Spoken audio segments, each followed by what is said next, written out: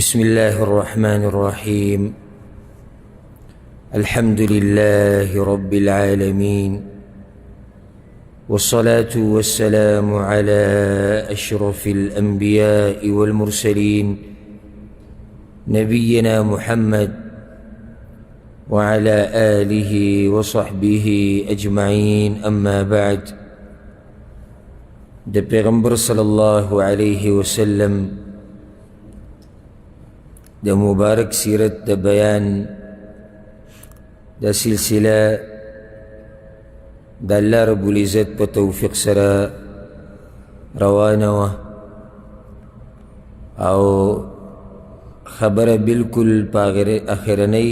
مرحله کې وه چې پیغمبر صلی الله علیه وسلم په دنیا کې اخرنۍ ورځې څنګه تېرې کړې وې، په څه طریقې سره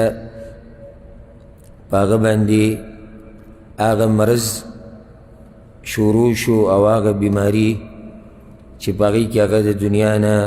رخصت شوی او وفات شوی. د بیماري کله زیاته شوې وه، د دې خبرې وضاحت هم شوی او بیا پیغمبر صلی الله علیه وسلم د کمی بیبي په کور کې اخرنۍ ورځې تېرې کړې وې او دغه شان اخرنۍ خطبه پیغمبر صلی الله علیه وسلم کړې وه. په هغه خطبه کې څه ویلي وو او څه نصیحتونه یې کړي وو، دا خبره هم په اخرنۍ بیان کې بیان شوې وه. بیا پیغمبر صلی الله علیه وسلم د مانځه دپاره د وتو کوشش کوو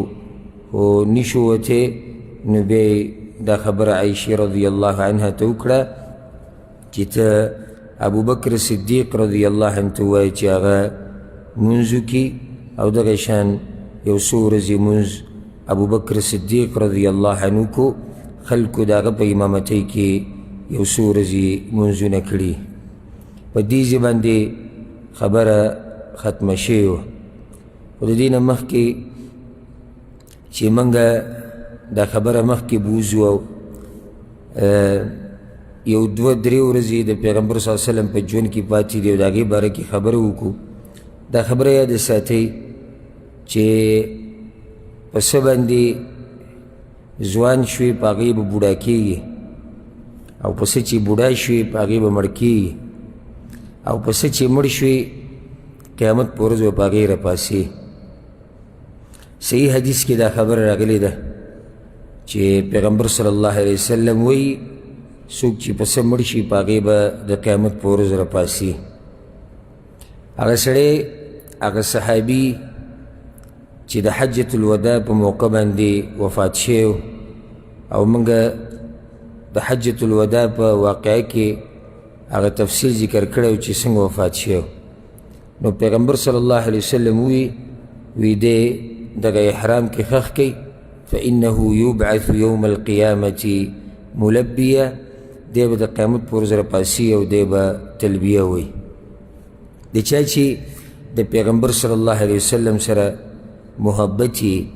او د هغه په نقش قدم رواني او د هغه د سیرت د اورېدو کوشش کوي او بیا په هغې باندې د عمل او خپل صورت د هغه د صورت په شان جوړوي، خپله ناسته پاسته خپلې خبرې او د هغه د خبرو د زده کولو دپاره وخت ورکوي، هغه یادوي، خلکو ته یې بیانوي. دا سړی په یو لوی خیر باندې دی او دا انسان مرګ ولم په دغه وخت کې راځي چې دی د پیغمبر صلی الله علیه وسلم په نقش قدمي او بیا راپاسي د قیامت په ورځ به هم په دغه حالاتو کې او د پیغمبر صلی الله علیه وسلم د جنډې لاندې به د قیامت په ورځ ولاړي. په دې باندې یو ښکلی دلیل یو دوه ورځې مخکې یا دوه شپې مخکې یو سلفي عالم یو اهل حدیث عالم چې هغه د پنجاب لاهور د علاقې الشیخ عبدالمتین اصغر رحمه الله، یو تقوادار یو پرهیزګار انسان، دا یو ښکلی دلیل دی په دې باندې چې په څه باندې د ژوند تېر کړو په هغې به مري او په څه چې مړ شو په هغې به راپاسي. نو هغې یو څو ورځې مخکې بیان کوو د صحابه کرامو شان یې بیانو چې صحابه کرام څومره اوچت خلک وو، الله د هغوی د زړونو صفت کړی دی چې د دې خلکو په زړونو کې تقوا ده، د دې خلکو په زړونو کې پرهیزګاري ده، دا خلک د الله نه یریږي. وی عرش والا د دې خلکو صفت کړی دی، نو موږ به یې څنګه صفت نه کوو؟ همدغه آیت په دوران کې د سورة الحجرات اولئک الذین امتحن الله قلوبهم للتقوى لهم مغفرة واجر عظیم، دغه لهم مغفرة واجر عظیم سره د شیخ رحمه الله د بدن نه ساوځي. دې خبرې ته سوچ په کار دی، صرف د ویډیو نشر کول نه دي چې تاسو ډز ډز ویډیو نشر کوه، او شیخ مړ شو، اله شیخ مړ شو، وګوره بیان یې کوو مړ شو، او بیان یې کوو مړ شو. سوچ دې ته په کار دی چې د دې عظیم انسان به هم د الله سره سرازونه، د ده به هم د الله سره سرابطه وه، د ده به هم د صحابه کرامو سره سره محبت و. دا محبت د ده صرف په ژبه باندې نه و، په ژبه باندې خو ډېر خلک وایي صحابه کرامو نه زار شم او قربان شم، او د صحابه کرامو لار په مشرق او دی روان په مغربي، د صحابه کرامو لار په مغربي او دی روان په مشرقي. شکل د هغوی په شان نه دی، ایمان کې کوشش نه کوي چې هغوی ته ورسي یا د هغوی په نقش قدم روان شي. عقیده هغه عقیده نه ده کومه چې د هغوی ده، ناسته پاسته د هغوی په شان نه ده، غم خادي د هغوی په شان نه ده، شکل او صورت د هغوی په شان نه جوړي. دغه خبره فایده نه ورکوي چې صرف په خوله باندې سړی وایي. کم سړی چې عملي کار کوي هغه ښکاري چې دا سړی او د زړه نه په پیغمبر مین دی، دا سړی او بالکل د زړه نه په صحابه کرامو مین دی، او دا سړی بالکل د زړه نه په دیندارو خلکو باندې مین دی. په دې آخري وخت کې چې الله سبحانه وتعالی هغه ته دا ښایسته خاتمه نصیب کوله، او د دې آیت په اختتام سره الله د هغه نه ساه اخیستو، د دې انسان به هم د صحابه کرامو سره څه محبت و، د ده به هم د پیغمبر سره څه محبت و، د ده به هم د الله سره څه محبت و، د الله سره به یې سرازونه و. دا صرف په دې نه کېږي چې یو سړی دعوه د اسلام کې او خبره ختمه شو، آخري وخت کې کلمه نصیب کېده، آخري وخت کې ښایسته خاتمه نصیب کېده، هغه په هرې طریقې سره، او په آخري وخت کې یو سړي ته ښایسته مرګ نصیب کېده. دا د وما یلقاها الا ذو حظ عظیم، دا د لوی برخې خاوندانو ته میلاویږي، هر چا ته دا نه نصیب کېږي. او که تاسو وګورئ د شیخ عبدالمتین رحمه الله د مخ ته سیماهم فی وجوههم من اثر السجود، د هغه مخ پړقېږي، د هغه د مخ نه یو قسمه نور ځي، رڼا ځي، ښکاري داسې مؤمن انسان ته چې او دې سړي ژوند د الله سبحانه وتعالی دپاره تېر کړی دی، او دی د زړه نه لګیا د صحابه کرامو دفاع کوي او د هغوی شان بیانوي. اوس دی چې د قیامت په ورځ راپاسي، پیغمبر صلی الله علیه وسلم وایي چې کم سړی چې به څه مړ شي په هغې راپاسي. زموږ د الله نه دا امید دی انشاءالله چې دا شیخ رحمه الله به هم په دغه آیت باندې راپاسي، لهم مغفرة واجر عظیم، ځکه چې د دغه آیت په دې منځ کې د آخري کلمات یې پوره کړي هم نو چې لږ لږ یې ووایي او په هغې سره تسا ووته. الله سبحانه وتعالی دې د هغه مغفرت نصیب کړي او الله یې سره زموږ ملاقات په جنت الفردوس کې وکړي. ګوره ډېر انسانان داسې چې څوک یې نه پېژني، خو چې الله یې پېژني که نه، نو په یو سیکنډ کې داسې راښکاره کوي، داسې چې ته به ورته حیران شي. د سعودي عرب علما، د مصر علما، د کویت علما، د انډیا علما، د انګریزانو چې کوم علما دي په هغو کې چې کوم مسلمانان دي، دا ټول دا دوه درې ورځې دقه یو تذکره روانه. دا شیخ عبدالمتین څوک و، د څنګه وفات شو، وګوره څومره ښه سړی، وګوره څومره تقوادار و، الله دې وبخښي، الله دې وبخښي.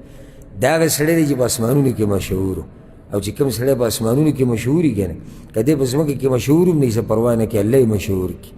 غواړي نه چې زه مشهور شم، خو الله یې داسې مشهور کو سبحان الله چې د هر انسان مسلمان په ژبه په خوله هغه دپاره دعا. دې انسان به هم څه محبت و د صحابه کرامو سره، ده به هم د ابوبکر صدیق او د عمر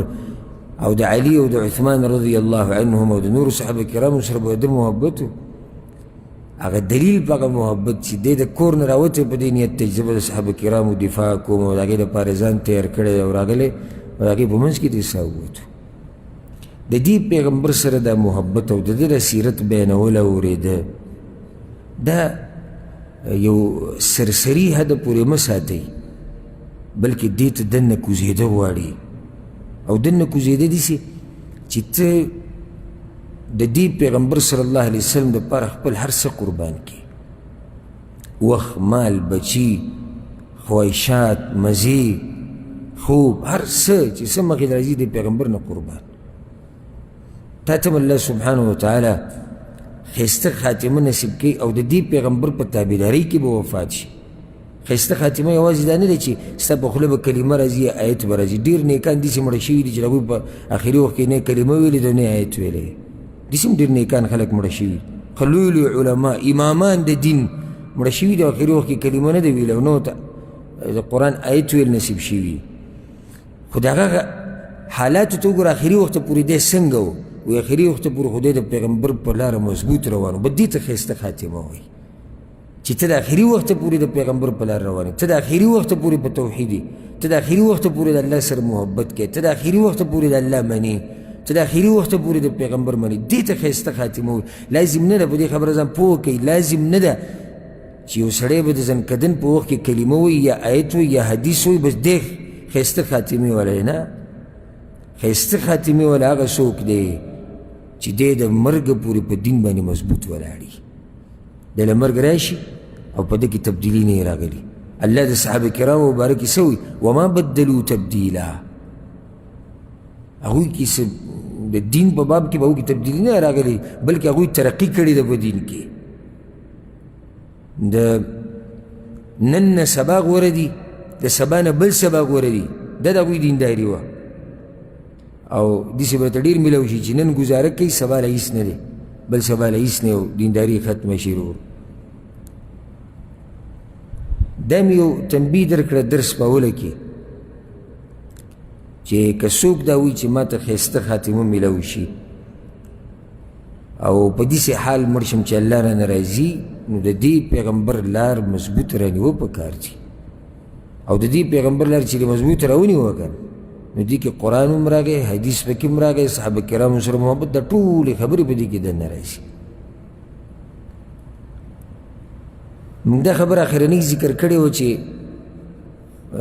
پیغمبر صلی الله علیه وسلم امر وکړو مروا ابا بکر فلیصلي بالناس. ابو بکر ته ووایي چې لمونځ وکړي رضی الله عنه.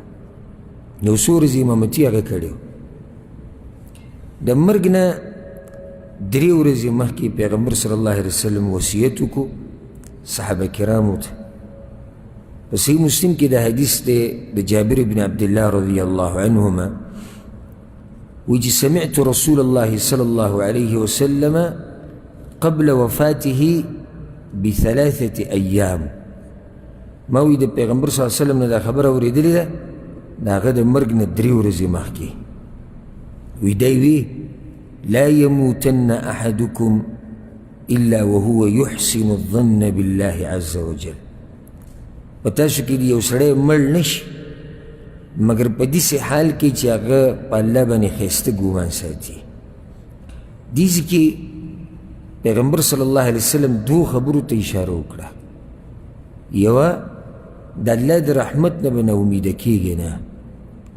دویمه امید به ساتي د ښایسته خاتمې خصوصا د مرګ په وخت کې چې کله په چا باندې زنکدن راشي او ده ته پته ولګي یا په ځان پوه شي چې ما نه څه وځي، په دې ټیم کې په الله باندې ښایسته ګومان کول. او ښایسته ګومان څه دی؟ چې الله به ما وبخي، الله به په ما رحم وکړي. نو هغه حدیث موږ بیان کړی و چې پیغمبر صلی الله علیه وسلم دی هلک خواله ورغی او هغه په زنکدن کې پیغمبر صلی الله علیه وسلم ورته څنګه حالات دې څنګه؟ وی رسول الله د الله د عذاب نه یریږم او د هغه د رحمت امید ساتم. پیغمبر صلی الله علیه وسلم ورته وایي چې دې مقام کې مطلب دې زنکدن کې چې د چا په سینه کې دا 2 خبرې راجمع شوې او د چا په زړه کې دا 2 خبرې رالي نو الله به یې بچ کړي د هغه څه نه د څه نه چې دی یریږي او ور به کړي ول هغه څه چې د څه دی امید ساتي. دا نصیحت پیغمبر صلی الله علیه وسلم د مرګ نه 3 ورځې مخکې کړی دی چې مړ دې نشي یو مسلمان مګر په داسې حال کې چې د الله نه به ښه امیدونه ساتي. او د الله نه ښه امید که په دې باب کې حدیثونه شروع شي او یا د هغې نه مخکې آیتونه نه ختمېدونکې اوږده موضوع ده. د الله سبحانه وتعالی رحمت څومره پراخه دی او یو حدیث کې دې خبرې ته اشاره هم شوې ده چې د الله سبحانه وتعالی رحم او شفقت او مهربانی په دې بنده باندې په دنیا کې چې دی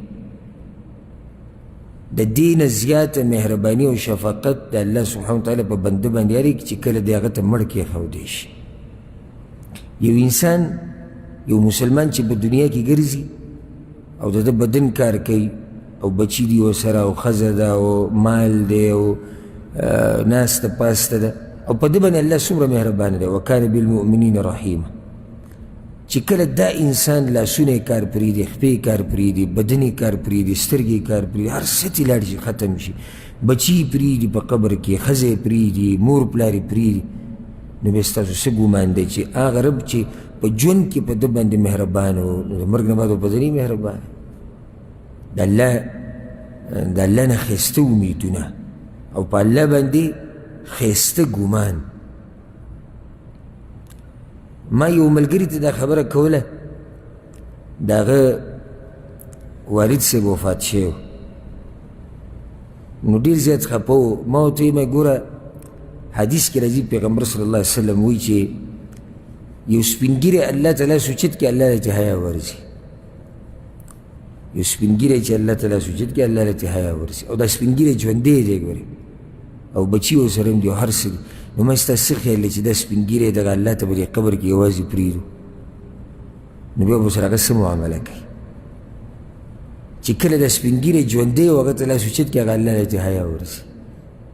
نو چې دا سپین ږیری راولو دغه الله ته په قبر کې کېږدو یوازې او موږ ټول ته واپس راشو او د ده نه هر څه ختم شي، صرف اعمال د ده سره پاتې شي، نو هغه الله به ورسره بیا څنګه معامله کوي. په دې خبره انتهایي خوشحاله شو چې دا خبره او د سوچ خبره چې یو ژوندی سپین ږیری الله له حیا ورځي نو چې مړ سپین ږیری هغه ته قبر کې پروت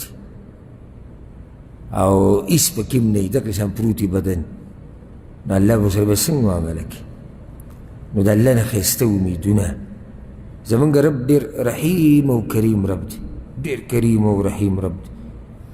پراخه رحمتونه دي. او دا یو حدیث صرف یاد ساتئ ځان سره، زه خو په مخه ذهن کې راولم او ډېر ورته خوشحالېږم.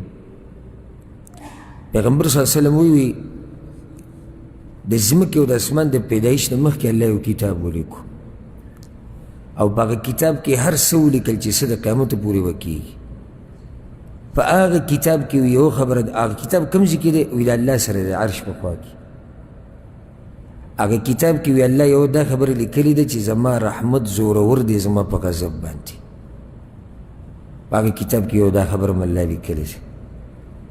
زما ان رحمتي سبقت غضبي، زما رحمت زورور شوی دی الله وایي زما په غضب باندې. دا خبره الله په هغه کتاب کې لیکلې ده، هغه کتاب د الله سره دی. دا حدیث زه خو خپل ځاني کله داسې سړی او مؤمن په ځان بدګمانه کېږي. ګوره دا زما نه د نصیحت والی او زړه ته یې کوز کوي، په ځان باندې بدګماني کول. څنګه بدګماني؟ یعنې چې زه ایمان مې داسې زورور نه دی، ګناهګار یم، کمزوری یم او الله برنه راضي که نه، همیشه دا قسمه خبرې ځان ته مخې ته راوستو او په بل باندې ښه ګمان کول. که دا دوه خبرې په تا کې وي که نه نو ډېر غټ سړی به درنه الله جوړ کړي. څه مطلب دی په بل باندې ښه ګمان کول؟ چې دا بل دیندار یې زما نه غوره دی. ځکه د سلفو دا طریقه وه چې ماشوم به یې ولیدو وایي دی زموږ نه غوره دی، ګناهونه یې کم دي، او چې د ځان نه به یې مشر ولیدو وایي دی زموږ نه غوره دی، نیکیان یې ډېرې دي. په هر حال کې ځان د ده نه کمزوری حساب دی. چې عمر یې د ده نه کم دی یعنې کشر دی، وایي مړه خوش قسمته دی، ګناهونه یې لږ کړي دي. که عمر یې زیات دی خوش قسمته دی، وایي ده به نیکیان یې ډېرې کړي. نو کله چې هم داسې حالات او دا خبرې زما مخې ته راشي، به دا حدیث مې مخې ته راشي چې الله سره په کتاب کې دا خبره لیکلی شوې ده چې زما رحمت زورور دی په غضب باندې، سره د محنت او کوششه صرف په دې ته ډډه هم نه لګې، ځکه چې ما لږ ست مخکې وي د الله نه به یېرېږم او د الله نه به امید هم ساتي. د پیغمبر صلی الله علیه وسلم د مرګ نه 2 ورځې مخکې پیغمبر صلی الله علیه وسلم په دې بدن کې داسې محسوسه کړه چې دا بدن یې سپک شو او بیماری لږه کمه شوه. بیماری خو په یو حال باندې نه کله ډېرېږي کله کمیږي. نو پیغمبر صلی الله علیه وسلم دا محسوسه کړه چې دا بدن یې سپک شو، نو بهر ته ووتو جومات ته. او دا شان د هر مؤمني او چې څوک به پیغمبر صلی الله علیه وسلم باندې میني، د ده اولنی او اخرنی څوک د څه سره وي؟ جومات سره وي. چې زه ووتی جومات ته لاړ. زکریا علیه السلام قصه الله قرآن کې یو څو ځایونو کې ذکر کړې ده. الله وی راووتو په خپل قوم پسې من المحراب، د مانځه د ځای نه کوم ځای کې چې عبادت کیږي. ملائک په هغه پسې رالو وهو قائم یصلي فی المحراب، هغه ولاړو په عبادت خانه کې مونځ کوي. مؤمن چې دنه ورک شو که نه، دی په جومات کې لټوه. زه کوم مؤمنان چې یم ګوره د هغوی مې اوچت لیول دی چې دنه ورک شي او په جومات کې لټوه، دا هم څوک مؤمنان دي. پیغمبر صلی الله علیه وسلم چې څنګه دا محسوسه کړه چې بدن مې سپک شو، اوس بهر ته وځم جومات ته. نو عباس رضی الله عنه راغی، د هغه تره، او علي بن ابي طالب رضی الله عنه د تره زوی. نو په دې دواړو باندې لاسونه واچول، د دوی په دې اوږو لاسونه واچول. و رجلاه تخطان فی الارض من الوجع، او پیغمبر صلی الله علیه وسلم په ځان پسې راخپې راښکودي په ځمکې لګولی نه شو. په یو روایت کې داسې راځي، امام ابن ماجه راوړی، او بیا درته وایم چې عالم سره نه ناست که نه، نو په دین نشي پوهېدی. په هغې کې داسې دي چې پیغمبر صلی الله علیه وسلم د کور نه ووتو دغه ټیم کې، او یو طرف ته بریره وه او بل طرف ته نوبه. دا بریره هغه زنانه ده چې عایشه رضی الله عنها زاده کړې وه، او بیا به د هغې خدمت کوو، د پیغمبر صلی الله علیه وسلم خدمت او د هغې به یې کوو. ازاده وه، خو دوی خدمت کوو په مخه راتله. او دا نوبه دا یو کسو چې پیغمبر صلی الله علیه وسلم خادم او هغه آزاد کړی و. نو دغه ټیم کې د دواړو پیغمبر صلی الله علیه وسلم راوویستو بهر ته. نو اوس څنګه به دا دوه حدیثونه جمع کوو؟ یو کې لري چې عباس او علي، بل کې لري چې نوبه او بریره. نو دا دواړه حدیثونه داسې جمع کېږي چې د کور نه د دروازې پورې، د کور د دروازې پورې، د کوټې د دروازې پورې د بریره او نوبه هغوی راویستی دی. بیا د دې کوټې د دروازې نه د محراب پورې هغه بیا علي بن ابي طالب او عباس رضی الله عنهما بولی دی. او پیغمبر صلی الله علیه وسلم چې کله وروتو دا د مانځه ټیم، د ماسپښین د مانځه ټیم، دا اخرنی مونځ دی چې پیغمبر صلی الله علیه وسلم دې لپاره راوتی، دې نه بعد بیا نه راوتی. دا د ماسپښین د مانځه ټیم، اگر که دې کې لږ اختلاف شتي، خو تحقیقي قول هم دا دی راجح چې دا د ماسپښین د مانځه ټیم. ابو بکر صدیق رضی الله عنه چې کله پوه شو چې پیغمبر صلی الله علیه وسلم را نږدې شو، دا څوک دی؟ ابو بکر صدیق رضی الله عنه د ادب نه ډک انسان. وی څنګه چې کله ابو بکر صدیق په دې خبره پوه شو چې پیغمبر صلی الله علیه وسلم راغی، یا محسوس یې کړه دا خبر، اراد ان ینکس، نو اراده وکړه چې په شا داسې روان شي او دې صف کې به ودرېږي.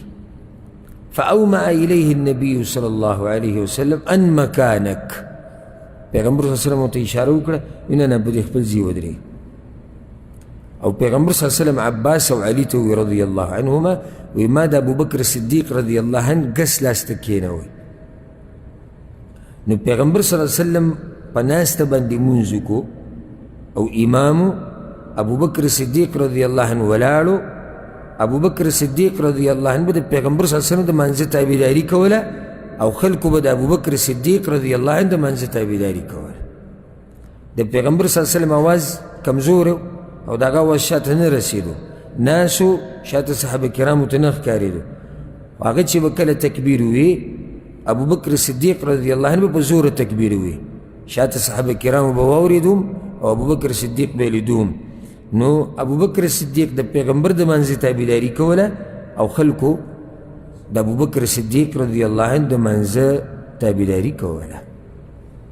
دا آخرنی مونځ دی چې پیغمبر صلی الله علیه وسلم کړی دی جومات کې بهر او امام و راغی د ابوبکر صدیق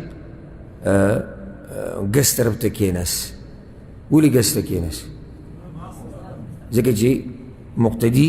ښی طرف ته ودرېږي. ابوبکر صدیق شاته کېدو هغو ته اشاره وکړه نه. یو روایت کې راځي امام ابن ماجه راوړی وی فلما رآه الناس وی چې کله خلکو ولیدو نو ټولو سبحان الله سبحان الله ویل شروع کړو. ولې؟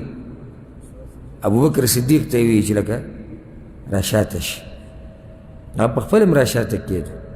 او پیغمبر صلی الله علیه وسلم ته یې نه ودرېږي. دې ګوره لویه فایده دا ده دا بعض وایي چې د مانځه په منځ کې دا نیت بدلېده چې مقتدي دی امام شي یا امام مقتدي شي، دا نشي کېدی. دلته دا دلیل دی چې دا کېدی شي، ځکه چې ابوبکر صدیق مخکې څه امام او بیا څه شو؟ بیا مقتدي شو. چې د پیغمبر صلی الله علیه وسلم نه ثابت دي، بس دغې باندې زموږ زړه مطمئن دی او دا دلیل زموږ دپاره کافي دی. بیا د اتوار ورځ وه او پیغمبر صلی الله علیه وسلم په کوم ورځ وفات شوی؟ د پیر په ورځ. دا د اتوار ورځ وه. د پیغمبر صلی الله علیه وسلم د وفات نه یو ورځ مخکې په هغه باندې تکلیف بیا ښه ډېر شو او ډېر زیات شو پې. نو دا خبر ورسېدو هغه لښکر ته چې پیغمبر صلی الله علیه وسلم د اسامه بن زید رضی الله عنهما سره لېږلی. ما هلته تاسو ته ویلي وو، ما زه به روانو درسونو کې یا بیانونو کې تفصیل کوم. اسامه بن زید جرف علاقه کې و، مدینې ته نږدې، او هغه د هغه ځای نه خوځېدلی نه و. وجه دا وه چې هغوی ته دا خبر رسېدو را رسېدو چې پیغمبر صلی الله علیه وسلم بیمار دی. نو د هغوی هم زړه داسې مطمئن نه و چې موږ دې ځای نه روان شو، چې څو پورې خبر یقیني نه راغلی چې ښه شوی دی او یا که حالات سختېږي چې موږ واپس شو. نو اسامه رضی الله عنه جرف علاقه کې دا خبر ورسېدو چې پیغمبر صلی الله علیه وسلم انتهایی بیمار دی او د بېهوشۍ چپې پیزي راځي. نو اسامه بن زید رضی الله عنه دا فیصله وکړه چې ځو واپس مدینې ته. وی کله چې اسامه رضی الله عنه راغی، وی زه پیغمبر صلی الله علیه وسلم پسې ځم، اجازت یې وغوښتو. چې کله اجازت ورته میلاو شو، وی دخل ورسول الله صلی الله علیه وسلم مغمور. کله چې دی راننوتو نو پیغمبر صلی الله علیه وسلم بېهوشه پروت. اسامه بن زید رضی الله عنهما چې کله د پیغمبر صلی الله علیه وسلم کور ته راننوتو نو پیغمبر صلی الله علیه وسلم بېهوشه. نو وقد اصمت رسول الله صلی الله علیه وسلم فلا يتکلم. پیغمبر صلی الله علیه وسلم چې کله هوش کې راغی نو وایي چې اصمت رسول الله صلی الله علیه وسلم، ژبه یې درنه شوې وه. او عربۍ کې د دې معنی داسې چې لکه ژبه یې تړلې شوې وه، خبرې نه شوې کولی. نو اسامه بن زید رضی الله عنه ته یې وکتو فجعل يرفع يديه الى السماء، لاسونه به اسمان ته اوچتول یا ګوته به اوچتوله، ثم يصبها على اسامه. د لاسونه به یې داسې اوچت کړو او بیا به یې داسې اسامه ته اشاره وکړه، داسې به اوچت کړو او بیا به د اسامه طرف ته داسې کاږه کړو، خو څه یې ویلی نه شو. نو اسامه ابن زید رضی الله عنهما وی ما ته پته ولګېده چې پیغمبر صلی الله علیه وسلم زما لپاره دعاګانې غواړي، خو په ژبه باندې نه شو ویلی ځکه چې ژبه د هغه درنه شوې وه او خبرې یې نه شوې کولی. دغه ټیم کې پیغمبر صلی الله علیه وسلم عایشې رضی الله عنها ته ووی عایشې کور کې لږ سره زر پراته وو چې هغه شتي که ختم شوي وی نه شتي وی راوړه. وی چې کله علما راوړو عایشې رضی الله عنها وی فجعل يقلبها بيده، دا داسې په دې لاس کې داسې اړول راړول لږ غونته کې سره داسې اړول راړولې. وی ما ظن محمد بالله عز وجل لو لقيه وهذه عنده. نو د محمد صلی الله علیه وسلم څه ګمان دی چې الله سره میلاو شي او دا ورسره کور کې پراته وي، څه به وایي دی الله ته؟ انفقیها، ورکه خلکو له ورکه، غریبانو له ورکه. هغې زر زر هغه تقسیم کړو. او ځکه عایشه رضی الله عنها وی پیغمبر صلی الله علیه وسلم د دنیا نه لاړ، ما ترك رسول الله صلى الله عليه وسلم دينارا ولا درهما ولا شاة ولا بعيرا ولا أوصى بشيء. پیغمبر صلی الله علیه وسلم دنیا نه لاړ او کور کې نه دینار پرېښودی نه درهم او نه ګډه او نه بیزه او نه داسې شي وصیت کړی دی چې دا مال داسې داسې کوي، ځکه چې نور شاته څه مال نه و د پیغمبر صلی الله علیه وسلم په کور کې، بلکې پیغمبر صلی الله علیه وسلم دنیا نه لاړ او د هغې یو زغر و هغه د یهودي سره ګاڼه پرته وه، خوراک کې ورسره ګاڼه کړې وه، نو زغره د پیغمبر صلی الله علیه وسلم هغه د یهودي سره پرته وه. اخرنی نظر چې پیغمبر صلی الله علیه وسلم ټولو صحابه کرامو ته کړی دی او ټولو لیدلي او د دې نه بعد بیا پیغمبر صلی الله علیه وسلم صحابه کرام نه دي لیدلي، هغه د پیر شپه وه، د ګل د ورځې شپه وه، د اتوار ورځ دی چې کله ورځ تېره شوه شپه، دا شپه چې تېره شوه د سهار د مانځه ټیم، نو پیغمبر صلی الله علیه وسلم خو پروت او په چا چې تکلیف وي هغه له خوب نه ورځي او په هغه انسان باندې ناشنا تکلیف او سخته تېره شوې ده. په دغه وخت کې مرګ ته بلکل نږدې و، نو څومره چې مرګ ته نږدې کېدو تکلیف او سخت یې ښه ډېرې ده. سحر منځه ته نږدې او دا سحر د دغه د ورځې دی د پیر د ورځې،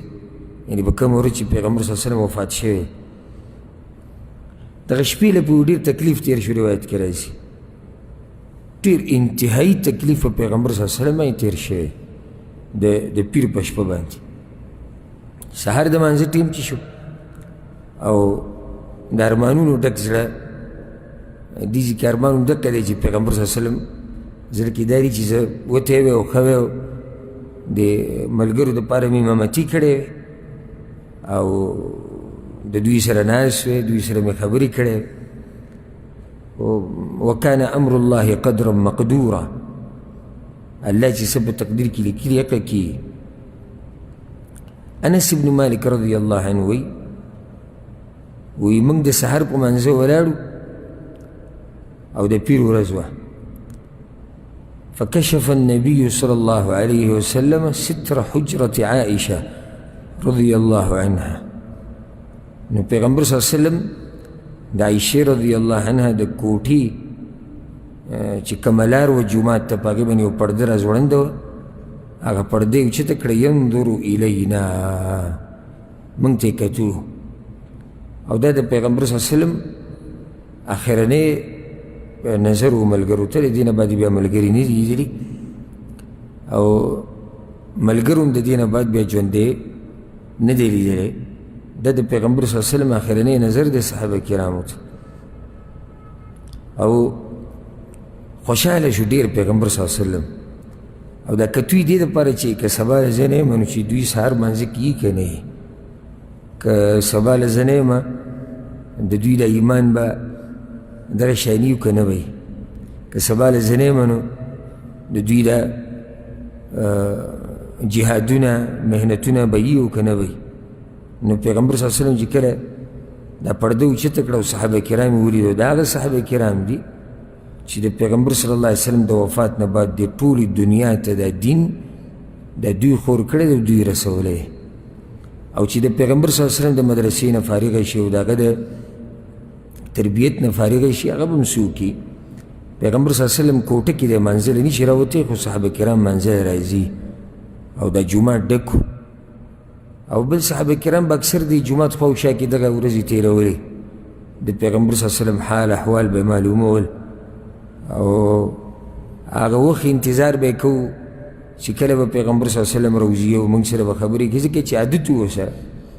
او د هغوی سره ناسته پاسته، د هغوی سره خبرې. پیغمبر صلی الله علیه وسلم یو رحیم انسان و، یو کریم انسان و، ملګرو له وخت ورکول، امت له وخت ورکول دا د هغه عادت و. کور کې به څه و چا به له سره وړو د اصحاب صفه دا به ټول راووښتو. یو روایت کې داسې راځي چې ضحا په دې ټیم کې به د پیغمبر صلی الله علیه وسلم د کور نه یو خانک راوویستی شو، غټ خانک چې هغه به یو څو کسانو اوچت کړی او په هغې کې به په شوروا کې به ډوډۍ ماته شوې وه، پیغمبر صلی الله علیه وسلم به ټول صحابه کرام راووښتي څوک چې به هلته وو او په خپله به ورسره هم ناست او دا په شریکه به خوراک وکړو. دې قسمه مجالسو سره صحابه کرام عادت شوي وو، نو هغوی دا ورځې شپې ټولې د دې پیغمبر صلی الله علیه وسلم د کوټې خواوشا کې تېرې کړي او د هغه د جومات په خواوشا کې تېرې کړي، د هغوی ته سکون نه و، هغوی ته ارام نه و او څنګه به زړه ته سکون میلاو شي او امام د دې امت او امام د پیغمبرانو هغه کور کې بیمار دی او په هغه باندې سخته ده او په هغه باندې تکلیف دی. زمونږ بچی چې بیمار شي یا مور پلار هم بیمار شي موږ له خوب نه راځي او ژوند کې سکون ختم شي. چې صحابه کرامو په هغه ټیم کې څه حال و د دې سړی وصف نشي بیانولی چې د هغوی په منځ کې پیغمبر صلی الله علیه وسلم پاتې شوی دی او دا ټول وخت یې د هغوی سره تېر کړی او هغه بیمار دی او سخت بیمار دی او په مخه بېهوشه کېږي. نو هغوی دا وخت هم د قضیې کې تېر کړه. پیغمبر صلی الله علیه وسلم چې دا پرده اوچته کړه نو صحابه کرام ټول جومات کې وو. انس بن مالک رضی الله عنه وی کله چې پیغمبر صلی الله علیه وسلم دا پرده اوچته کړه تبسم یضحک مسکی شو خاندې خوشحاله شو چې دا کوم تخم چې کرلی شوی و هغه را رسېدلی دی. خوشحاله شو په دې باندې که زه نه یم نو دا هغه مؤمنان دي چې د دوی نه مونځ نه پاتې کېږي بیا هم او که زه نه یم دا هغه مؤمنان دي چې دوی د دین خدمت کوي دا دین به رسوي دوی د دنیا ګوټ ګوټ ته. او انس ابن مالک وایي او پیغمبر صلی الله علیه وسلم چې به یې وخندل نو دا مخ به سم پړقېدو او سم ښایسته به ښکارېدو. په دغه ټیم کې انس ابن مالک رضی الله عنه وایي چې ابوبکر صدیق امام دی او صحابه کرام پسې ولاړ. وایي پیغمبر صلی الله علیه وسلم مسکی شو فهممنا ان نفتتن من الفرح برؤية النبي صلی الله علیه وسلم. صحابه کرامو پام دغه طرف ته لاړ چې کړکۍ نه پرده اوچته شوه او پیغمبر صلی الله علیه وسلم وکتو وی نږدې وه چې د خوشحالۍ د لاسه په موږ باندې مونځونه ګډوډ شوی یعنې نږدې و چې زموږ د مونځونه ګډوډ شوی و چې ټول خوشحاله شو چې پیغمبر صلی الله علیه وسلم ښه شوی دی او چې پردې په خپله اوچته کړه نو معنی ده چې د پرون نښه دی. نو ټول خوشحاله شو وی نږدې و چې زموږ مونځونه ګډوډ شوی وی. فنکس ابو بکر على عقبیه لیصل الصف. ابو بکر صدیق رضی الله عنه بیا په شاره روان شو او صف ته ځان را رسو. فأشار إلينا النبي صلى الله عليه وسلم أن أتموا صلاتكم. وی پیغمبر صلی الله علیه وسلم اشاره وکړه ابو بکر ته موږ ټولو ته وی اتموا صلاتکم مونځ پوره کړئ زه نه دروځم. وأرخى الستر او پیغمبر صلی الله علیه وسلم هغه پرده را واچوله او د هغه ورځې نه بعد بیا دغه پرده نه ده اوچته شوې او د دې وخت نه بعد بیا پیغمبر صلی الله علیه وسلم صحابه کرام نه دي لیدلي او نه صحابه کرامو بیا پیغمبر صلی الله علیه وسلم ژوندی لیدلی دی سوای د یوسو نه. په دغه ټیم کې پیغمبر صلی الله علیه وسلم دا خبره مو وکړه چې انه لم یبقى من مبشرات النبوة الا الرؤیا الصالحه. د نبوت چې کوم زیري دي هغه ختم شو سوای ښایسته خوب چې د هغه پاتې شو. نو ښایسته خوب د مؤمن دپاره دا زیری دی چې په خوب کې څه ویني او ښایسته خوب وي نو دا زیری دی. نور د نبوت چې کوم زیري د پیغمبر صلی الله علیه وسلم هغه ختم شو. کله چې خلکو او صحابه کرامو ولیدو چې پیغمبر صلی الله علیه وسلم پرده اوچته کړه او موږ ته وکتو د ټولو دا ګمان شو چې پیغمبر صلی الله علیه وسلم ښه شوی دی. علي بن ابي طالب رضی الله عنه ورغی د پیغمبر صلی الله علیه وسلم خواله او خو به کوټې ته راتلو به ځکه چې د پیغمبر صلی الله علیه وسلم د تره زوی دی او زوم یې هم دی. نو چې کله دغه راووتو د علي بن ابي طالب رضی الله عنه ورغی پیغمبر صلی الله علیه وسلم ولیدو بیا راووتو نو خلکو ته ټولو انتظار کو ویا ابا الحسن كيف أصبح رسول الله صلى الله عليه وسلم. ابو الحسن وی پیغمبر صلی الله علیه وسلم څنګه سحر کو څنګه و صحت یې څنګه دی هغه ورته اصبح بحمد الله بارئا. نو وی پیغمبر صلی الله علیه وسلم نن ډېر ښه دی او ډېر ښه شوی دی او ما په خپله ولیدو. نو ټول کورونو ته لاړو او خپلو کارونو له لاړو او یو بل له زیري ورکول او ټول خوشحاله او ټول مسکي و. د دغه وخته پورې هغوی کارونه مارونه دی بند کړي وو کورونو ته به خاص نه تلو. ټول دغه د پیغمبر صلی الله علیه وسلم په دې جومات کې د هغه د کوټو په خوا کې هغه ته ناست که څه خدمت وي یا څه ضرورت وي یا څه خبرې چې دوی ته اول را رسي. چې کله علي بن ابي طالب رضی الله عنه دوی ته ووایي چې پیغمبر صلی الله علیه وسلم ښه دی ما ولیدو ګزاره کوي، نو دوی ټول کورونو ته روان شو. هر چې عباس رضی الله عنه دی د پیغمبر صلی الله علیه وسلم تره، هغه راغی د علي بن ابي طالب رضی الله عنه د لاس نه ونیو. اول ورغی د پیغمبر صلی الله علیه وسلم خواله، بیا راووتو د علي بن ابي طالب رضی الله عنه لاس یې ونیو، ورته یې ویې أنت والله بعد 3 عبد العصا. وما ته داسې ښکاري چې څه وخت بعد په تا باندې به بل کس مشري. وإني والله لأرى رسول الله صلى الله عليه وسلم سوف يتوفى من وجعه هذا. ما ته ښکاري چې پیغمبر صلی الله علیه وسلم هم دې بیمارۍ کې به مري.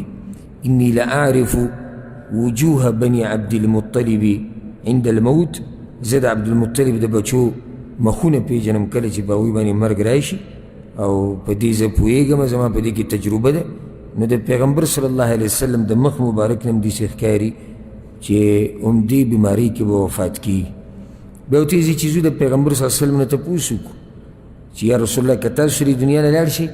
نو تاسو نه بعد به مشر څوک وي؟ نو علي بن ابي طالب رضی الله عنه ورته ووایي زما دې په الله قسمي لا أسألها رسول الله صلى الله عليه وسلم، زه د پیغمبر صلی الله علیه وسلم نه دا تپوس نه کوم. ابو بکر صدیق رضی الله عنه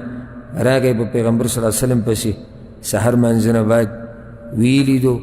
خبرې ورسره وکړې، خوشحاله شو چې نن ښه دی. ورته وی یا نبي الله، ای د الله پیغمبره، إني أراك قد أصبحت بنعمة من الله. سحر دی په داسې حال کې کو چې الله د باندې نعمت راورولی دی او راکوز کړی دی، ښه کړی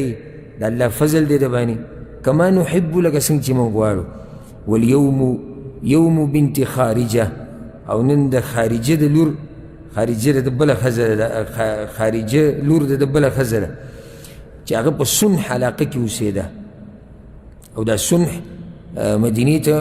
نږدې ځای دی خو لږ فاصله کې. نو یا رسول الله نن د خارجه د لور ورځ ده، افآتیها، که ستاسو اجازت وي نو زه به هلته د هغې خواله ورشم. پیغمبر صلی الله علیه وسلم ورته ویې نعم، ته لاړ شه هلته. فخرج ابو بکر رضی الله عنه الى اهله بالصنح. نو ابو بکر صدیق رضی الله عنه صنح علاقې ته لاړ. دومره لرې لاړ ابو بکر صدیق رضی الله عنه. ثاني 2 إذ هما في الغار إذ يقول لصاحبه لا تحزن إن الله معنا. هغه خوږ ملګری خو خبر نه دی د دې نه چې دا زما د پیغمبر صلی الله علیه وسلم سره آخرنۍ خبرې دي او د آخرنۍ ملاقات دی. څومره بیماري چې پیغمبر صلی الله علیه وسلم تېره کړې د ابوبکر صدیق رضی الله عنه خوا کې ورته هغه ترې لرې نه دی تللی، خو په دغه ورځ ټولو محسوسه کړه چې پیغمبر صلی الله علیه وسلم ښه شوی دی او د الله سبحانه وتعالی چې څه ارادی او څه کول غواړي هغه کېږي. صحابه کرام ټول خواره واره شو، کورونو ته لاړو، کارونو له لاړو، مزدوریانو له لاړو ووتو. پیغمبر صلی الله علیه وسلم چې کله د دوحا دا ټیم، دوحا چې کله ګرمه شي، او دا تقریبا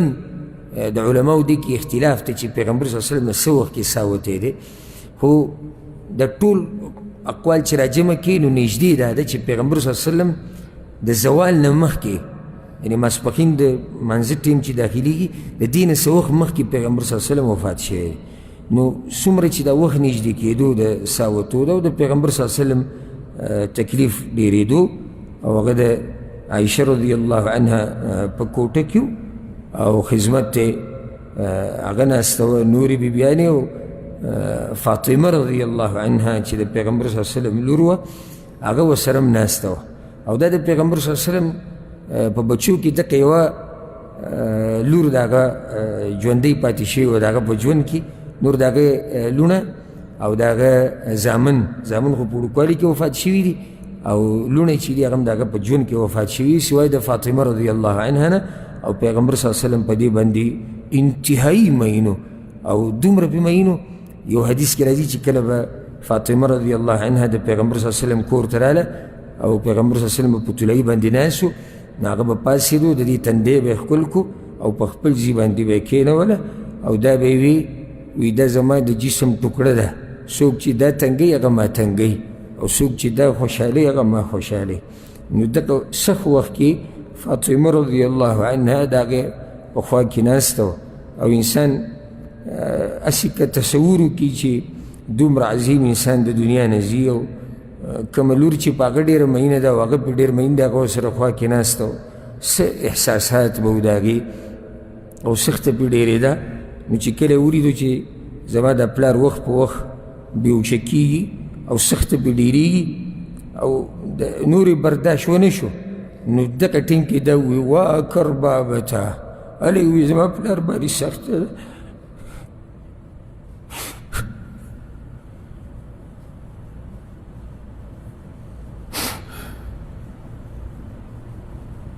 فقالت وا کربابته، هلې وی زما پلار باندې سخته ده. پیغمبر صلی الله علیه وسلم ورته وی لا کرب علی ابیک بعد اليوم، لور جاړه مه، خفه کېږه مه، د نن نه بعد به ستا پلار باندې سخته نه وي. معنی دا دی چې د دې نه بعد به زه دمه شم، او د آخرت نعمتونه او خوشحالیانې هغه به الله راکړي، او د دنیا چې کومې سختې دي، کوم مصیبتونه دي، کوم امتحانونه دي، دا به ختم شي. بیا ورته وویې انه قد حضر من ابیک ما لیس بتارک منه احدا، لور وی ستا پلار پسې هغه میلمه راغلی دی چې څوک هم نه دی پرېښودی، مطلب مرګ راغلی دی، او د دې مرګ نه هېڅوک نشي تښتېدی او نه ترې څوک پاتې شوی دی. الموافات یوم القیامه، د قیامت په ورځ به بیا ملاقاتونه کېږي، او هلته به بیا د یو بل دیدنونه کوو، او هلته به بیا میلاویږو. پیغمبر صلی الله علیه وسلم فاطمه رضی الله عنها په غوږ کې یو پیر خبره وکړه، نو هغه په ژړا شو، بیا ورته په غوږ کې خبره وکړه، نو هغه خوشحاله شو. وروسته تې بیا بیبیانو تپوس وکړو د پیغمبر صلی الله علیه وسلم، وی تا ته یې څه وي؟ وی دا یو راز دی، ما چاته نه راښکاره کوو، خو تاسو ته یې بیانومه. په یو غوږ کې پیغمبر صلی الله علیه وسلم ما ته دا ووایي چې لور هم په دې بیمارۍ کې به زه د دنیا نه ځمه، نو زه په ژړا شوم. په دویم غوږ کې ما ته دا ووایي چې په جنت کې زما په خپلوانو کې چې څوک ما سره به ملاقات کوي، په هغه ټولو کې اولنی کس او اولنی انسان هغه به تی چې زما سره به ملاقات کې. نو په دې سره فاطمه رضی الله عنها خوشحاله شو. دغه ټیم کې پیغمبر صلی الله علیه وسلم باندې تکلیف دومره زیات شو،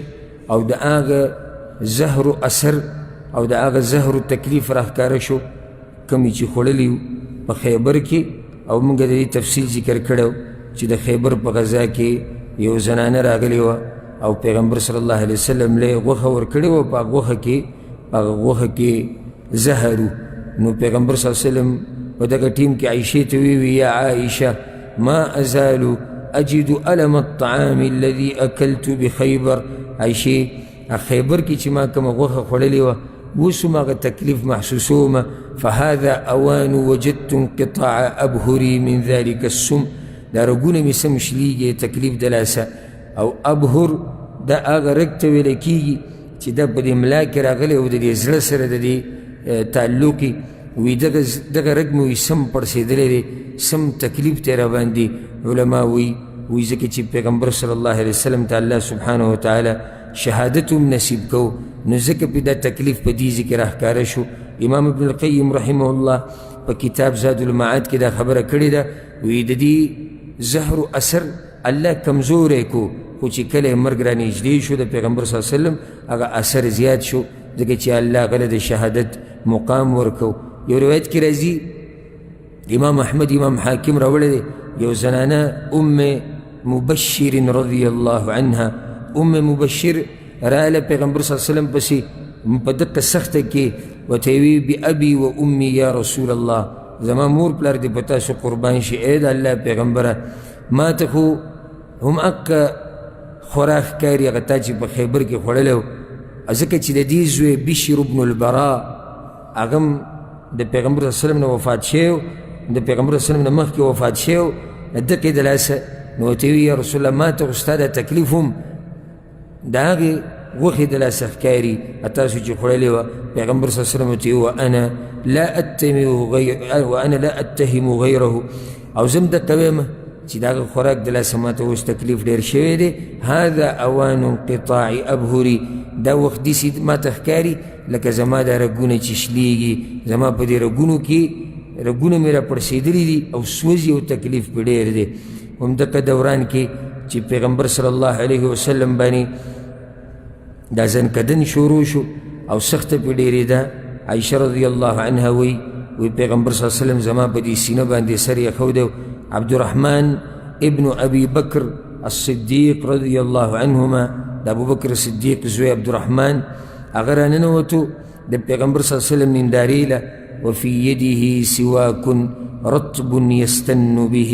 او د عبدالرحمن سره په لاس کې تازه مسواک و، هغه مسواک یې وو. عایشه رضی الله عنها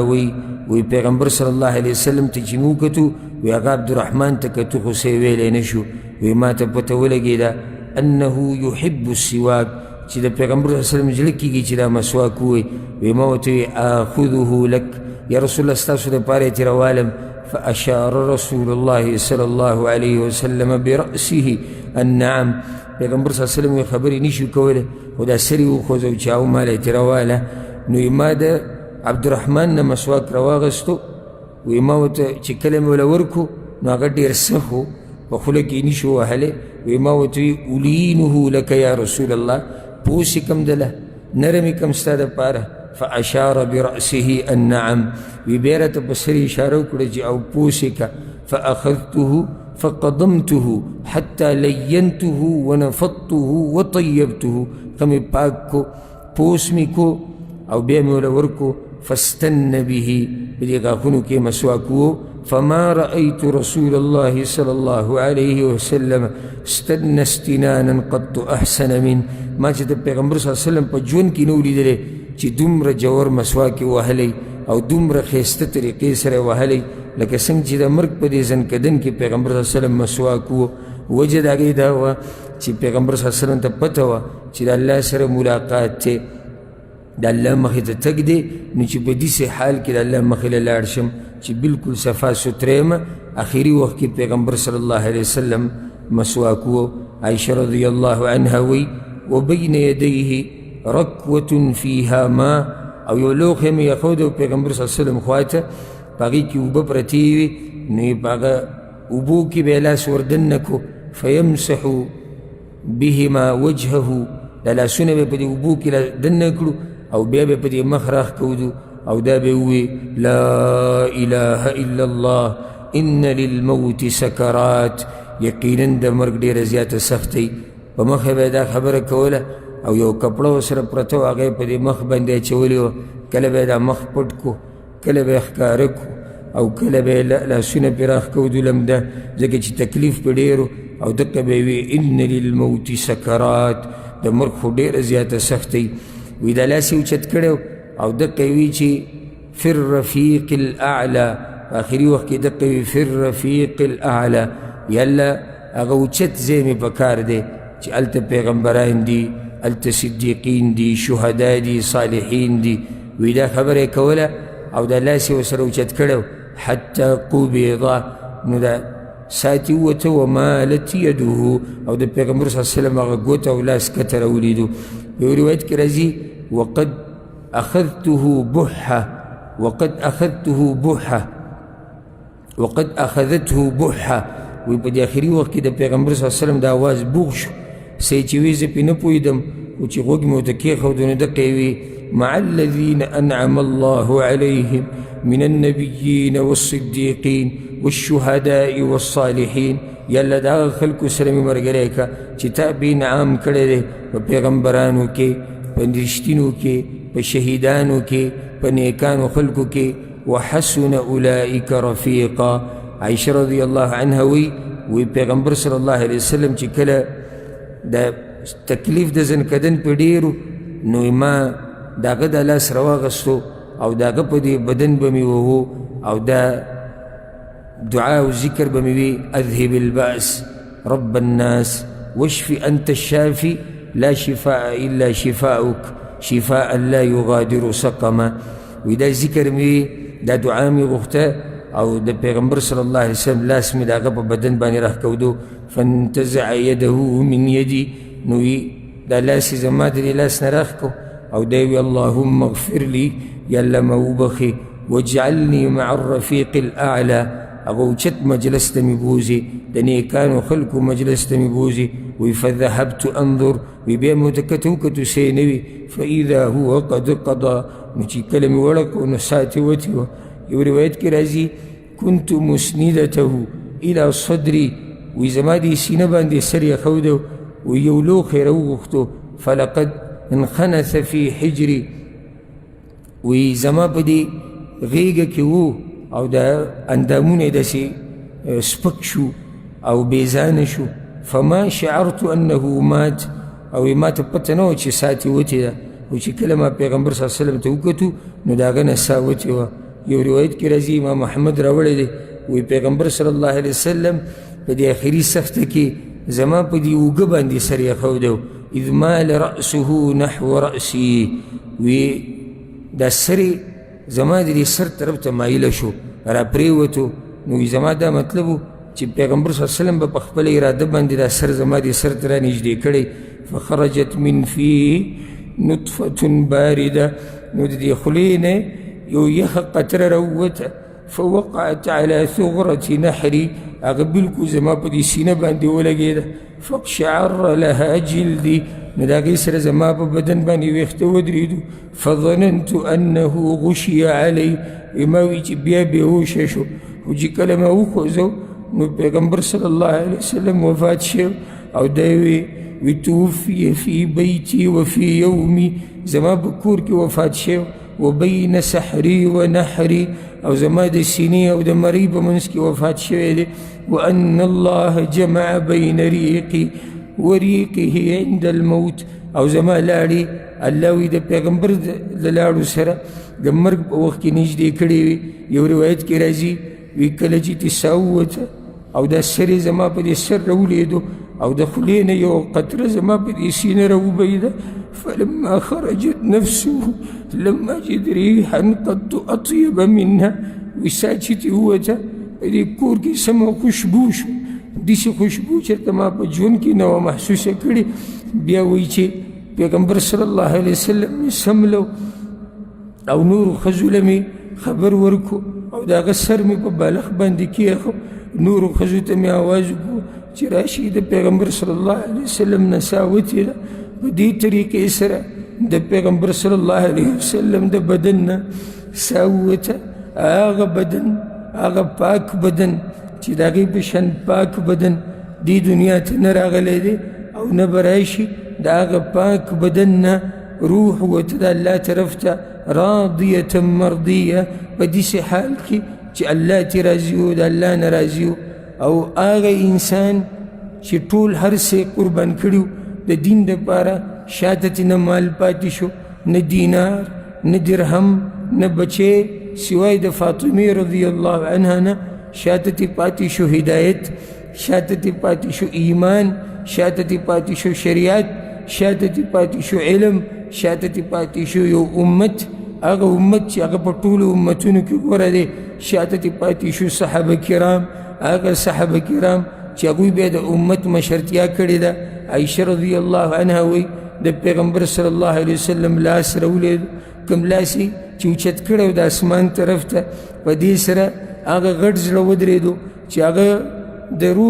د کرم او د رحم نه ډکو هغه غټ زړه ودرېدو چې هغه د ایمان نه ډکو هغه زړه ودرېدو چې هغه د الله سره د محبت نه ډکو هغه زړه ودرېدو چې هغه د مؤمنانو سره د محبت نه ډکو هغه زړه ودرېدو چې په هغې کې د دې ټول انسانیت او د دې ټول مخلوق دپاره خیر پروت و هغه زړه ودرېدو چې هغه د شفقت نه دومره ډکو چې په څاروي باندې به هم شفقت کوو په دشمن باندې به هم شفقت کوو د دشمن سره به هم ښایسته معامله کوله هغه زړه ودرېدو چې هغه د خیر خواهۍ نه ډکو هغه بدن دمه شو چې هغه 30 کاله ستړی شوی هغه بدن دمه شو چې هغه 30 کاله دعوتونه کړي هغه بدن دمه شو چې هغه ټول عمر جهادونه کړي هغه بدن دمه شو چې هغه لوږې او سختې تېرې کړې وي هغه بدن دمه شو چې هغه د دین دشمنانو کافرانو په کاڼو باندې ویشتی هغه بدن دمه شو چې د احد په غزا کې راولېدل او زنګونې زخمي شوی هغه بدن دمه شو چې د احد په غزا کې غاښ مات شوی هغه بدن دمه شو چې د احد په غزا کې تندی زخمي شوی هغه بدن دمه شو چې په آخري وخت کې بې ځنکدن سخته ډېره شوې وه هغه بدن دمه شو چې د الله په لار کې قربان شوی هغه بدن دمه شو چې د هغه په لیدو سره به مؤمنانو ته سکون ملاوېدو او دشمنانو ته به ښه تکلیف ملاوېدو هغه لوی بدن هغه لوی زړه هغه عظیم انسان د پیر په ورځ ماسپښین د زوال نه مخکې دغه ټیم ته نږدې د هغه نه ساه ووتو او د خپل رب سره ملاقات وکړو د عایشه رضی الله عنها په کور کې د هغې په سینه باندې سر پروت و د هغې ورځ وه او مسواک ول هغې تیار کړو لاړې د هغې لاړې او د پیغمبر صلی الله علیه وسلم لاړې د یو بل سره په آخري وخت کې یو ځای شوي وي دې کې اشاره دې ته ده چې عایشه رضی الله عنها د پیغمبر صلی الله علیه وسلم هغه بیبي ده چې د هغه زړه ته ډېره نږدې وه او الله وله دا شرف ورکو او دا مقام وله ورکو چې هم د هغې په ورځ کې او د هغې په کور کې او د هغې په سینه باندې د پیغمبر صلی الله علیه وسلم سر پروت او مرګ وله راغی او ساتي ووته په دې کې دا خبره م یاده کوي چې مرګ نه خلاصۍ نشتې هغه عظیم انسان هغه اوچت انسان چې د رب العالمین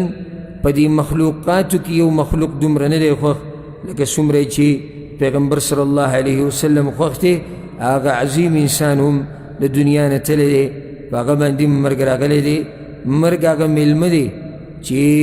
د هر چا خواله به راځي او ناڅاپه به راځي ماشوم ته نه ګوري مشر ته نه ګوري کشر ته نه ګوري بیمار ته نه ګوري روغ ته نه ګوري نیک ته نه ګوري بد عمله ته نه ګوري مالداره ته نه ګوري غریب ته نه ګوري تور او سپین ته نه ګوري عرب او عجم ته نه ګوري ملک او فقیر ته نه ګوري عالم او جاهل ته نه ګوري خو چې کله نیټه پوره شي دغه مرګ راځي كل من عليها فان ويبقى وجه ربك ذو الجلال والإكرام الله وی سچې په دې دنیا کې دي او په دې ځمکه باندې دي دا ټول فنا کیدونکي دي صرف یو ذات هغه د الله ذات چې همیشه پاتې کیدونکی دی او د همیشه نه دی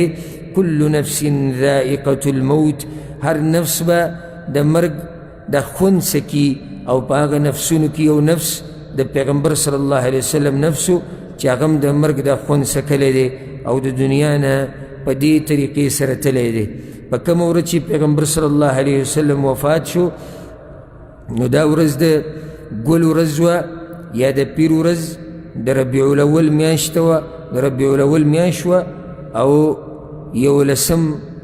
یولسم کالو د ربیع الاول میاشت وه یولسم کالو د هجرۍ او د پیر ورځ وه او بیا د ربیع الاول د میاشتې دولسمه وه دولسم د ربیع الاول د پیر ورځ او یولسم کال د هجرت پیغمبر صلی الله علیه وسلم په دغه ورځ وفات شوی دی زما مور پلار دی په هغه باندې قرباني په هغه وخت کې د هغه عمر چې دی هغه 63 کاله و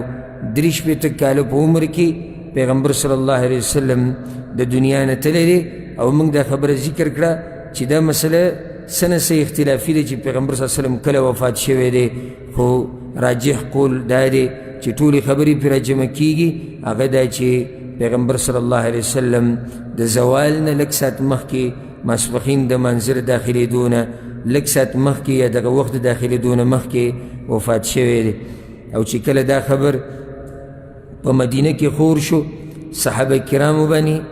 لکه یو تندر چې راولیږي صحابه کرامو باندې یو سخته ورځ راله په صحابه کرامو باندې لوی مصیبت راغی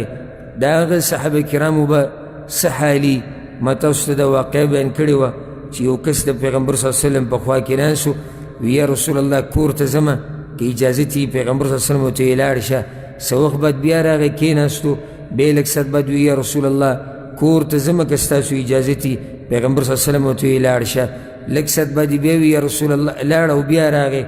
بیا وی یا رسول الله کور ته ځم که ستاسو اجازت یې پیغمبر صلی الله علیه وسلم ورته ویې ستا څه قیصه ده ځې او راځې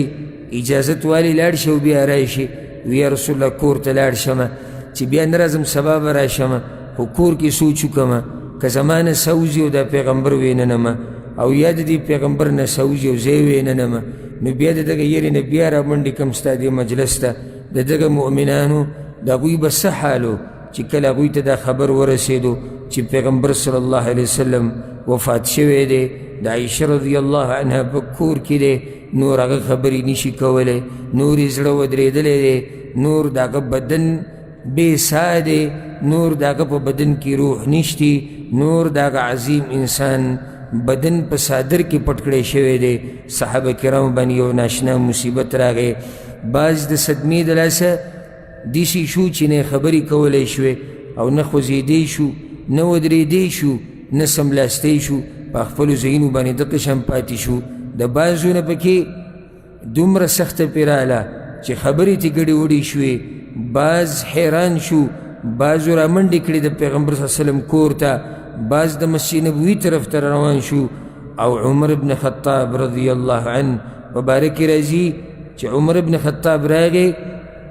او مغیره بن شعبه سره رضی الله عنهما اجازت یې وغوښتو ورې وټکو عایشه رضی الله عنها ته وی موږ دواړه درځو هغې ورته ویې راشئ او هغه ترې پناه شوه نو عمر رضی الله عنه راغی پیغمبر صلی الله علیه وسلم یې ولیدو واغشیاه ما اشد غشی رسول الله صلی الله علیه وسلم وی څه سخته بېهوشي پرې راغلې ده بېهوشه شوی دی خو ډېر زیات بېهوشه شوی دی بېهوشي پې جوره راغلې ده وی فلما دنو من الباب چې کله واپس راوتو مغیره ورته یا عمره بېهوشي نه ده مات رسول الله صلی الله علیه وسلم پیغمبر صلی الله علیه وسلم وفات شوی دی عمر ورته وی مغیره کذبته ته دروغ وی بل انت رجل تحوسک فتنه ته داسې سړی چې کله ستا خبرې ګډې وډې شي په تا باندې ګډ وډ حالات راشي ان رسول الله صلی الله علیه وسلم لا يموت حتى يفني الله عز وجل المنافقين پیغمبر صلی الله علیه وسلم به دا هغه وخته پورې نه مري چې څو پورې الله دا منافقان ټول نه ختم کړي عمر بن خطاب رضی الله عنه توره راوویسته او دی وی لا اسمع احدا يقول مات رسول الله صلی الله علیه وسلم الا ضربته بالسيف که چانه مې واورېدو چې پیغمبر صلی الله علیه وسلم وفات شوی دی په دې توره چې دا سر وهمه او بیا په مسجد نبوي کې ودرېدو او خطبه وکړه وی بعض منافقان دا وی چې پیغمبر صلی الله علیه وسلم وفات شوی دی وان رسول الله والله ما مات او د الله پیغمبر په الله د قسم خورم مړ شوی نه دی زه خواله ورغلی وم بېهوشه شوی دی ولکنه ذهب الى ربه کما ذهب موسی بن عمران وخپل رب پسې ملاقات لتلی دی لکه څنګه چې موسی علیه السلام تلی فغاب 40 لیله 40 شپه هغه غیب شوی ثم رجع الیهم بعد ان قیل قد مات او بیا واپس راغی خپل قوم ته د هغوی قوم ویلي موسی علیه السلام وفات شوی دی خو هغه واپس راغی والله لیرجعن رسول الله صلی الله علیه وسلم کما رجع موسی په الله مې دې قسمي پیغمبر صلی الله علیه وسلم به دغه شان واپس کیږي لکه څنګه چې موسی علیه السلام واپس شو فليقطعن أيدي رجال وأرجلهم زعموا أنه مات او دا خلکو خپې لاس به پرې کړي چې کومو خلکو دا ګومان کړی دی چې پیغمبر صلی الله علیه وسلم وفات شوی دی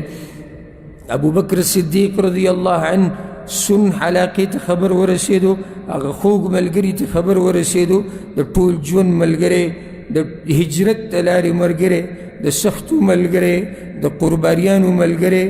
هغه ته خبر ورسېدو نو په خپل اس باندې کېناستو رامنډې والې راغی جومات ته او ډایرک کور ته ورننوتو عمر بن خطاب خطبه کوله خلکو ته یې نه دی مړ او هغه عمر ته ونه کتو ورننوتو د خپلې لور کوټې ته ورته وی پیغمبر صلی الله علیه وسلم وی دغه دی پروت دی فتیمم رسول الله صلی الله علیه وسلم ورغی د پیغمبر صلی الله علیه وسلم خواته وهو مسجى ببرد حبره او باغ باندې صادر پروت او په صادر پټ کړی شو فکشف عن وجهه دا مخې ولښکاره کړو وی انا لله وانا الیه راجعون او بیا په هغه باندې را پرېوتو فقبله ښکلی کو یو روایت کې راځي چې د دې څلورو طرفونه پسې راتاو شو او دا مخ یې وله ښکل کو په اولني پیر کې ویې د الله پیغمبره بل پیر وی وی د الله ملګريه بل پیر لی دا وی هغه انسان چې الله غوره کړی وي او ښکلی کو او سمې ښکل کو بیا وی بأبي انت و امي یا نبي الله زما مور پلار دې په تا باندې قرباني طبت حیا و میتا ژوندیم ښایسته وي او مړ هم ښایسته وي ژوندیم دروند وي او مړ هم دروند وي ژوندیم پړقېدي او په مرګ کې هم پړقېږي ژوندیم ښایسته ښکارېدي او په مرګ کې هم ښایسته ښکاري والله لا يجمع الله عليك موتتين الله په تا باندې دوه مرګه نه راولي اما الموتة التي كتبت عليك فقد متها کم مرګ چې الله ستا دپاره لیکلو هغه تا باندې راغی هغه دې وسکو ثم لن تصيبك بعدها موتة ابدا د دې نه بعد به په تاسو باندې مرګ نه راځي ثم رد البرد على وجه رسول الله صلى الله عليه وسلم او بیا هغه صادر د پیغمبر صلی الله علیه وسلم په مخ باندې رواچو او بهر ته ووتو جومات ته چاوی پیغمبر وفات شوی دی چاوی نه دی وفات شوی عمر ابن خطاب رضی الله عنه ولاړ خلکو ته خبرې کوي خلکو له دمکیانې ورکوي که چا ووایي چې پیغمبر مړ دی په تورتې سر وهمه عمر ابن خطاب رضی الله عنه خبرې کولې ابو بکر صدیق رضی الله عنه راغی او خبرې شروع کړې وی اجلس یا عمر عمر کېنه عمره فابا عمر ان یجلس عمر رضی الله عنه نه کېناستو ډېرې سختې د لاسه هغه دغه یو خبره راټینګه کړې وه چې پیغمبر صلی الله علیه وسلم نه دی وفات شوی نو کله چې ابوبکر صدیق ولیدو چې عمر رضی الله عنه نه غلی کېږي نو خپله خبره یې شروع کړه او چې کله یې خپله خبره شروع کړه نو خلکو عمر پرېښودو ابوبکر صدیق ته یې غوږ کېښودو د الله حمد او ثنا وي او بیا یې دا ووي اما بعد ای خلکو ایها الناس من كان منكم يعبد محمدا تاسو کې چې چا د محمد بندگی کوله فإن محمدا قد مات محمد صلی الله علیه وسلم وفات شوی دی ومن كان منكم يعبد الله او چا چې د الله بندگی کوله فإن الله حي لا يموت الله هغه ذات دی چې په هغه باندې مرګ نه راځي همیشه ژوندی دی بیا د آیت وي وما محمد الا رسول قد خلت من قبله الرسل الله وی محمد صلی الله علیه وسلم نه دی مگر یو پیغمبر دی د ده نه مخکې پیغمبران د دې دنیا نه تللي دي افإن مات او قتل انقلبتم على اعقابكم که دا پیغمبر چېرته مړ شي یا ووژلی شي نو تاسو به ولې د الله دین پرېږدئ فنشج الناس يبكون د ټولو د یقین پیدا شو چې پیغمبر وفات شوی دی او په جومات کې یوه چغه شوه او ټولو جړا شروع کړه عبدالله ابن عباس وی د خلکو ته بالکل د آیت ناشنا ښکاره شو د دې سختي د لاسه د خلکو نه د آیت هېر شوی وی کله چې پیغمبر صلی الله علیه وسلم د وفات نه بعد ابوبکر صدیق رضی الله عنه د آیت وی نو ټولو په ذهن کې دا خبره راله او دا خبره یې زړه ته پرېوته او یقیني شو چې او پیغمبر صلی الله علیه وسلم وفات شوی دی عمر بن خطاب رضی الله عنه وی ابوبکر صدیق چې کله د آیت وی فعقرت حتى تقلني رجلي وی زه راولېدمه او په خپو کې مې دومره زور نه و چې زه راوچت کړی ومه وحتى اهویت الى الارض په ځمکه را پرېوتم وعلمت ان النبي صلی الله علیه وسلم قد مات نو یقین مې بالکل راغی چې پیغمبر صلی الله علیه وسلم وفات شوی دی بیا ملګرو راوچت کو او کور ته یې ویوړو په دې طریقې سره صحابه کرامو ته خبر ورسېدو چې د دوی هغه خوږ ملګری د دوی هغه مشر د دوی هغه پیغمبر چې دوی په هر څه قربانول هغه د دنیا نه لاړ مدینه تکه توره شوه په مدینه کې د غم تیارې شوې په مدینه کې یو اواز شو پیغمبر صلی الله علیه وسلم پسې جړاګانې وي پیغمبر صلی الله علیه وسلم پسې خفګانونه د صحابه کرامو زړونه په دغه ورځ ټوکړې ټوکړې شوي دي په دغه ورځ د صحابه کرامو زړونه زخمي شوي دي په دغه ورځ د صحابه کرامو زړونه لکه چا چې په چړو باندې وهلي او په هغوی باندې به څومره سخته وه. موږ ته به بیانولو کې لوی تکلیف دی، موږ ته په اورېدو کې لوی تکلیف دی. زموږ د زړونو نه یو الله خبر دی. نو کومو خلکو چې د پیغمبر صلی الله علیه وسلم سره یو ځای ژوند تیر کړی، یو ځای خوراک یې کړی، یو ځای ورسره ناست پاسي، په هغوی باندې به څومره لویه سخته تېره شوي. الله سبحانه وتعالی دې زموږ ملاقات د دغه خوږ پیغمبر صلی الله علیه وسلم سره په جنت الفردوس کې وکړي. الله دې موږ د هغه په نقش قدم روان کړي. الله دې زموږ ملاقاتونه د صحابه کرام رضوان الله علیهم اجمعین سره وکړي، څو پورې چې زموږ په دې بدن کې سایي. الله دې موږ له توفیق راکړي چې د دې پیغمبر دفاع وکړو، د صحابه کرامو دفاع وکړو، او الله دې موږ له توفیق راکړي چې همیشه د دې پیغمبر د سیرت د مرګ پورې بیانو. الله دې د دې پیغمبر صلی الله علیه وسلم سره زمونږ حشر وکړي. الله دې د قیامت په ورځ موږ د هغه د جنډې لاندې راپاسئ. الله دې موږ ته د هغه د حوض کوثر اوبه نصیب کړي. الله دې موږ ته د پیغمبر سفارش نصیب کړي. الله دې موږ د پیغمبر صلی الله علیه وسلم په سنتو باندې او په طریقه باندې د مرګ پورې قایم او دائم لري. الله دې موږ د پیغمبر د حدیثونو د هغه د دین او د هغه خبرو چې هغه بیان کړي دي، الله دې موږ د هغې خادمان وګرځوي. الله دې موږ په هغې باندې پوه کړي، په دې باندې به اکتفا وکړو. پر روان بیان کې به انشاءالله دا خبره بیانو چې د دې نه بعد څه چلو شو، په څه طریقه باندې پیغمبر صلی الله علیه وسلم له غسل ورکړی شوی، او په څه طریقه باندې کفن ورکړی شوی، په څه طریقه باندې خښ کړی شوی، او جنازه پې څنګه شوې وه. د هغې نه بعد بیا د صحابه کرامو څه حالاتو، ابوبکر صدیق رضی الله عنه سره بیعت څنګه شوی، دا به انشاءالله پر روانو بیانونو کې بیانو. هذا والله اعلم، وصلى الله وسلم على نبينا محمد وعلى آله وصحبه أجمعين.